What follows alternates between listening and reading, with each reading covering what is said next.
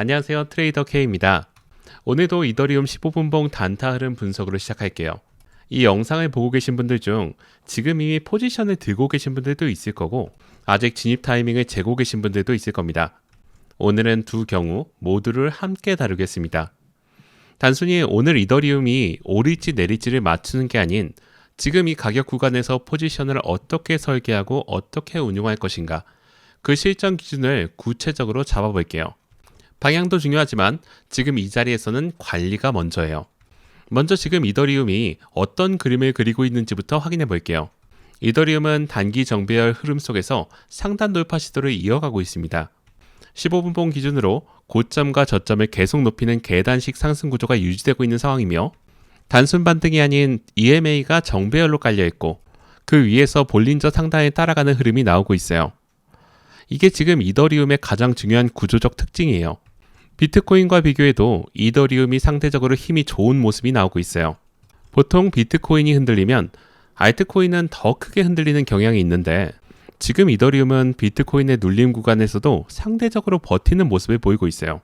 시장이 눌릴 때마다 단기 매수세가 바로 따라붙고 있고 MACD 역시 골든 크로스 이후 확산 구간으로 진입했습니다. 지표 구조 자체는 분명히 긍정적이에요. 그런데 바로 이 지점에서 방심하면 안 돼요. 흐름이 좋다는 건 무조건 올라간다는 뜻이 아니기 때문이에요.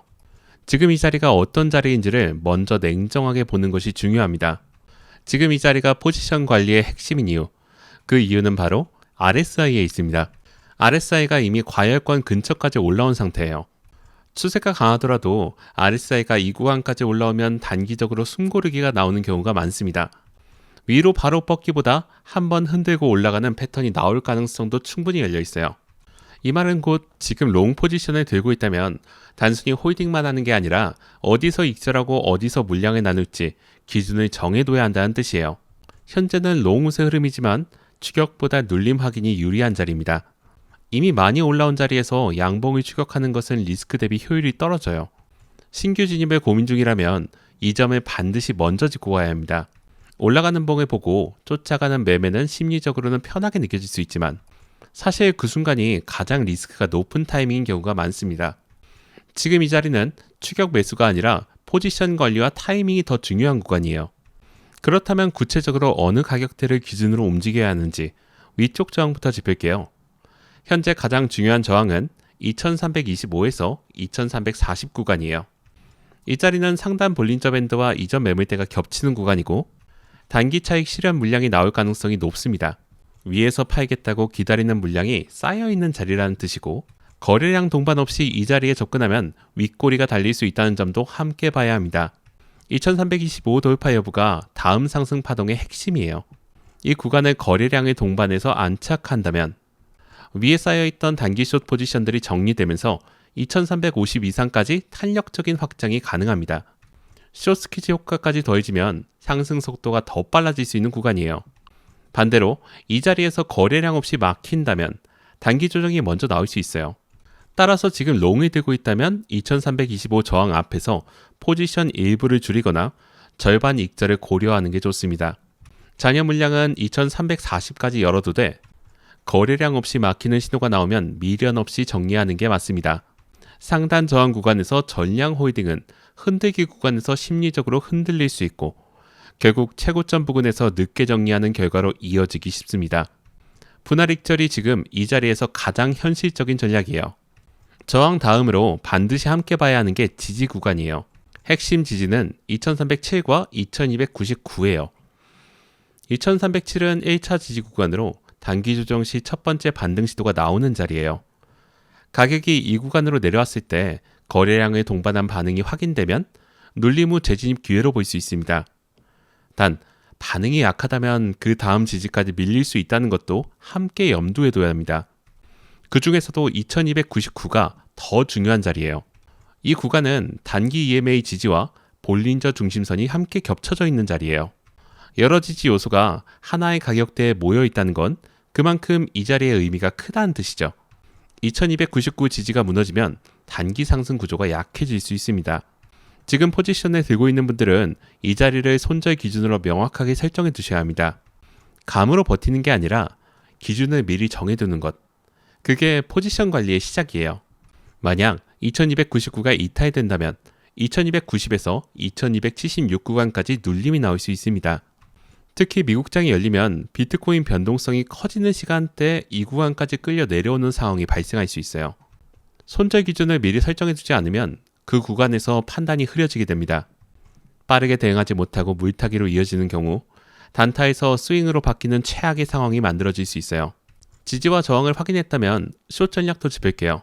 숏 진입을 고민 중인 분들이 계실 텐데 지금 구조에서 숏은 신중해야 합니다. 단기 추세 자체가 여전히 상방 쪽이기 때문에 추세 역행 매매는 진입 타이밍이 매우 정교해야 합니다.